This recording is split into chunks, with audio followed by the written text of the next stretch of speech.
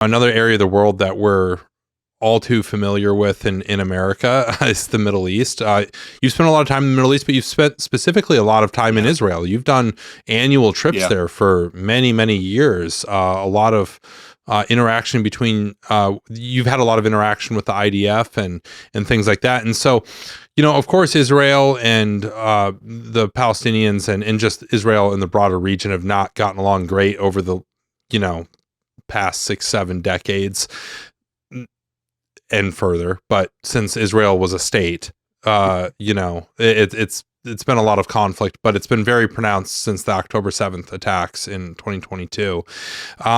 There's been a lot of combat there, and then some pauses, some short-lived ceasefires, some longer-lived ones, but not rigorously enforced, so on and so forth. When you look at this Israel, Hamas, Hezbollah situation and the dynamics and how they keep shifting, what are the indicators that you're looking for that would maybe let us know whether there's an escalation coming or containment maybe being right around the corner? Is there anything we can look out for as civilians? Yeah, unfortunately, this is going to be a somewhat lengthy answer, and I need to preface it by saying this is my own opinion, not the opinion of West Point and the United States government.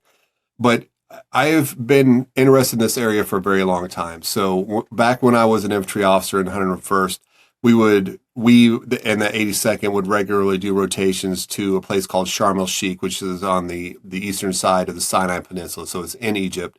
It's a resort area largely because the Americans were there, and we would do 6-month peacekeeping missions in there, which, Marty, was a great gig because back in 1998, you might remember that there was a lot of peace breaking out between Egypt and Israel. People just wanted to make money. There was no drama. It was, from like a kinetic standpoint, the lamest deployment ever, which meant it was a very good deployment because nobody was getting hurt.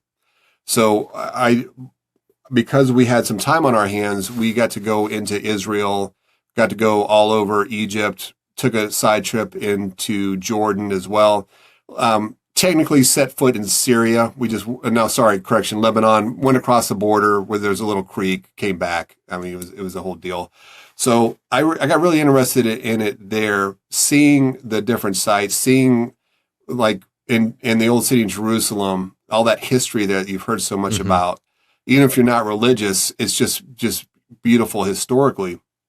So I got interested in it then.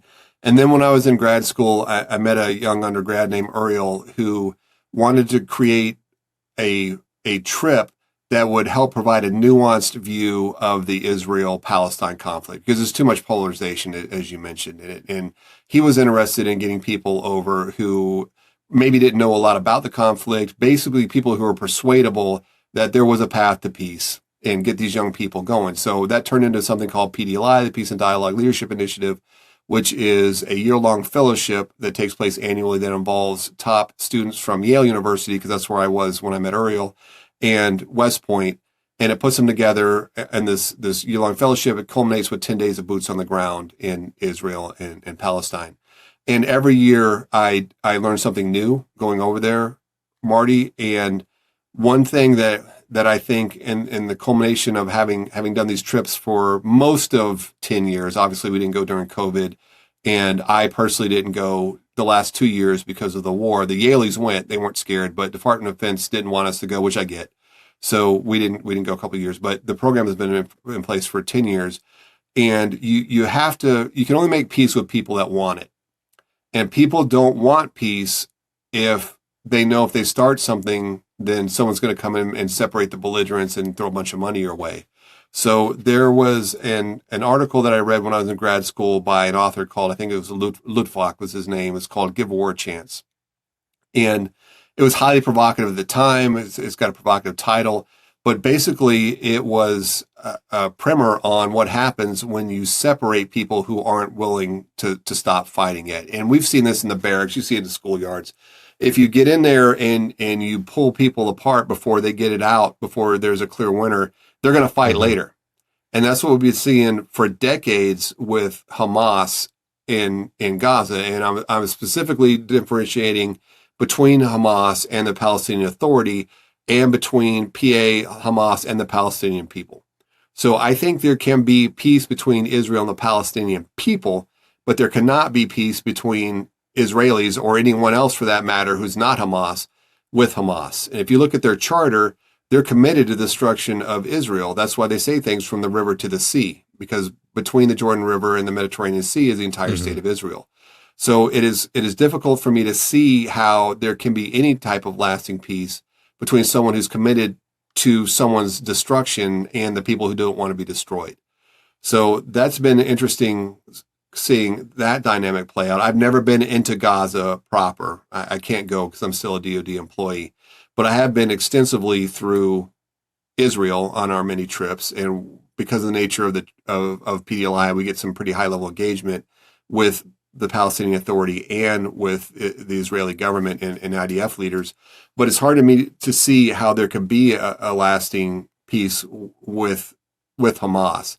So I think that if we want to save the Palestinian people, if we want 2 states for 2 peoples, which is something I believe in, I believe the Palestinians deserve their own state, Hamas has got to be completely defeated. And you don't do that by throwing billions at it every couple of months and letting them continue to exist until they can build up again and attack again, which I think is exactly what's going to happen if Hamas continues to exist. Yeah. So what are the, what should we be looking for as far as, is there like a turn in the game, you know, what, like, is containment right around the corner? Is defeat of Hamas right around the corner?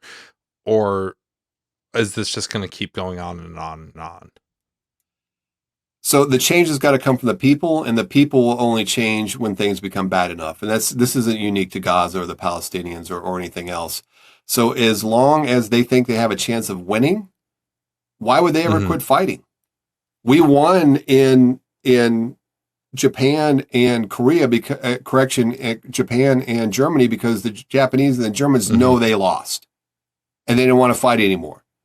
Hamas doesn't think they've lost. And to some degree, they're right because they continue to exist. So I think what we're seeing now with Israelis is a program of containment. They've shut off the connection of land between Gaza and Egypt. They're going to hold on to that from now on because so much stuff was coming across the border that way. There was so much hue and cry over Gaza being denied things that we would think of as dual use. You can't have that because you might use that against us. And then the counter that was like, that's ridiculous. We never use something like a glider to attack Israel. You're just being silly. You're just repressing them. And then of course that's exactly what they did. There's dozens of examples, hundreds of examples of things being used that should be used for taking care of the Palestinian people being used to try to kill Israelis.